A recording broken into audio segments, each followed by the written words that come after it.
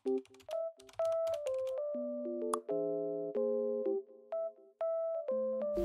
guys! Welcome back sa aking YouTube channel. Ito na nga ang hinihintayin yung vlog. Sabi nyo kasi mag-upload ako, so ito na. Pupunta tayo ng Scotland! Yes! With Lorraine and Dana! Yes! Ba't nag-yes ba? So ayun, kailangan namin maghintay ng mahigit 1 oras dahil na-late kami sa tren. Ayan. Mga Bini! Mga Bini, tingin dito!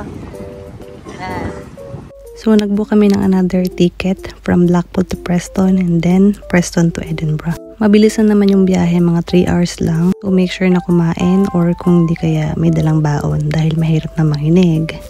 And yun, finally, nakarating na rin kami sa aming destination, ang Edinburgh. At yun, nagsimula na kami maglakad. Dito sa UK, keep left talaga sila, parang sa mga cars din. Sa daan, ganun kaya. Keep left kahit lagi ka namang right, diba? Charis. So, mag-spend nga pala kami ng 2 days dito. So, bali nag-book kami ng accommodation for the 3 of us. And si Lorraine yung nag-book nito. Thank you, Lorraine. Mura na rin siya para sa amin tatlo for sharing for 1 night. So, shared accommodation siya. So, kumaga yung may-ari ng bahay, doon din nakatira. Siyempre, may-ari ng bahay yun eh. Baliw ba? So, ayan nga, habang binibidyohan ko, si Kuya pala ay nakatingin. Ayan. So, ayun, naglakad-lakad muna kami dito sa Princess Garden Street kung saan makikita mo ang Edinburgh Castle. Kumain muna kami sa favorite ng mga Pinoy, ang laging bida sa birthday party, Jollibee! So, after namin kumain, naglakad na kami papunta sa aming accommodation. 20 or 30 minutes yata kami naglakad noon, punta sa bahay. So, habang naglalakad kami, nakita ko nga itong parang palasyo ni Princess Sarah, kaya binidyohan ko na nga lang din. Itiwan lang namin yung mga gamit dun sa accommodation and then nag-tram na kami. Buti na lang sinabihan kami ng may-ari ng bahay na mag-tram. Mas mabilis nga naman siya.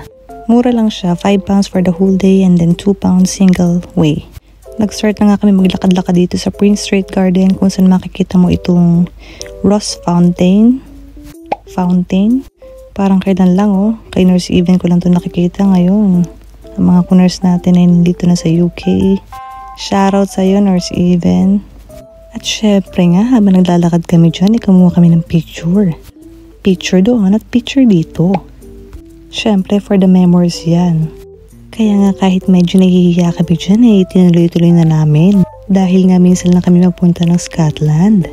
Nakakatuwa pa rin isipin na parang kailan lang. Yung mga gala namin ng college, usually birthday party, pestahan. Pero ngayon, sa Scotland na, bongga. Kaya naman talaga napaka-grateful ng mga kunars.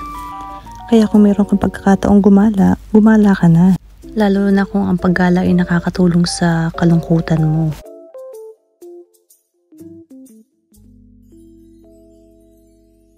Sinunod naman namin tong colorful street na ito sa Victoria Street kung saan makikita mo yung iba't ibang shops na kung saan.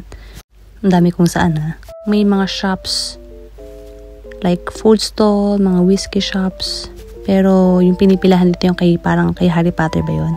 Pero hindi na kami luminya dahil marami pa kaming dapat puntahan.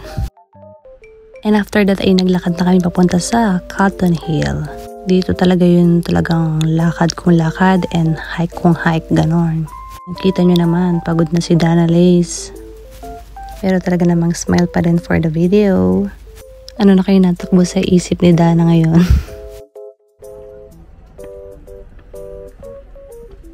Pagod na si London girl.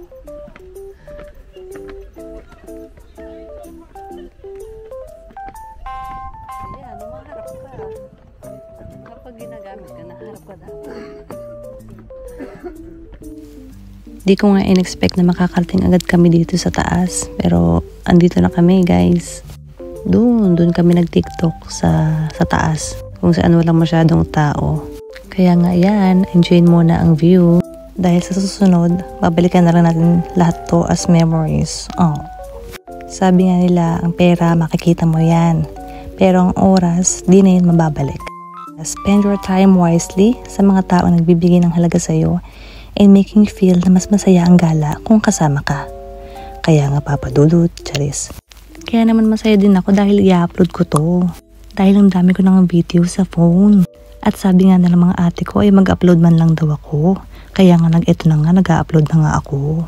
So yung pagpunta nga namin dito ay biglaan lang. Nagkataon din na maraming off si Lorraine.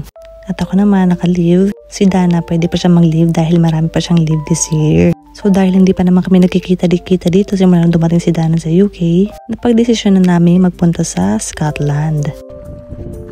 Sabi nga maghihirap ka muna bago makita ang kagandahan ng mundo. Aba? Which is tama naman, di ba? Grabe ang hirap palang mag-voice over, kala ka madali lang. Gusto ko kasi ikwento yung mga nangyari. Sobrang hangin na nga dyan pero hindi naman sobrang lamig. Okay, hinga muna tayo guys. Dito na nga nakaramdam ng pagod ang bawat isa. Kaya nga naman si Dana ay nakaupo doon sa bangko. At eto namang si Lorraine ay humihinga dito sa tabi. Kaya naman ay pinagpatuloy na namin itong paglalakad. Talaga na nga namang napakaganda dito. Grabe, anong hirap pala mag-vlog. Parang kailangan lagi kami sinasabi. So ayun nga, naglakad na kami dito. Talaga namang tanong mo ang lawa ng Laguna. At syempre naman nag-emote muna si Sister Ella. Dahil nga sabi ko i-upload ko dito sa YouTube. At eto na nga ang view from the top. Dito nga parang gusto kong sumiga ng daming sa. Bigla akong naalala ang ate Elma ko. Dahil napakahilig niya sa Nature Garden noon. Pakaraming poster sa kwarto. Kaya nga gusto ko tayong i-shoutout ate Elma.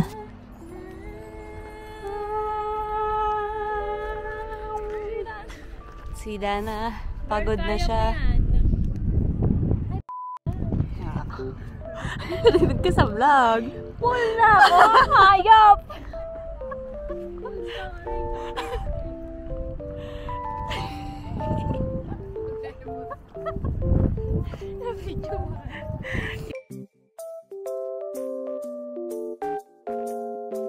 Ebe.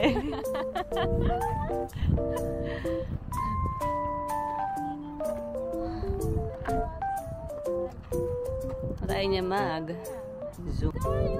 Uwe, mundo'y tahimik. Muna. Hindi nyo naman sinabi, dito pala ang Bini. So ayun, after dyan sa taas, naglakad-lakad na kami papunta sa kainan. Pinuntahan namin yung Five Guys na akala ko ay mga fried chicken ng tinda, pero burgers pala. Kasi nga ay first time ko. Talaga namang mapapapikit ka sa sarap. Di ako naumay sa burger na to as in. Tapos meron silang libreng mani dito. Kakaiba yung mani nila dito kasi super dry and salted siya. Umuwi na rin kami ng maaga kasi parang nalibot na naman namin. Tsaka pagod na rin.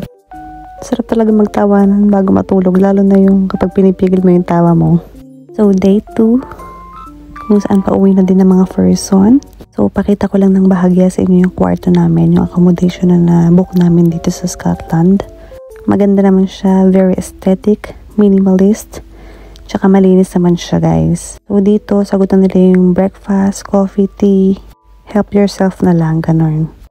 So yun, after na nagpaalam na kami at bumili na kami ng ticket, £2 single way, papunta sa Princess Street. So nagpunta muna kami dito sa Gallery of Scotland para makita rin tong loob dahil free admission naman siya. So pwede kang pumasok anytime basta bukas na siya syempre. Dito na rin muna kami nagpalipas ng oras since 12:50 PM pa naman yung train namin, tas maaga pa. Tapos dumaan lang kami sa McDo para mag-take away para may makain kami sa train. At kung itatanong nyo,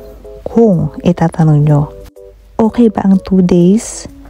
Well, for us, okay na yun, lalo na kung gusto nyo lang ng mabilis ang gala, ganon. Kung kayo yung tipo na talagang gusto nyo maisa-isa, kulang yun. Pero naging masaya naman yung trip namin kaya yun ang mahalaga. Kaya nga if you like this video, please like and subscribe.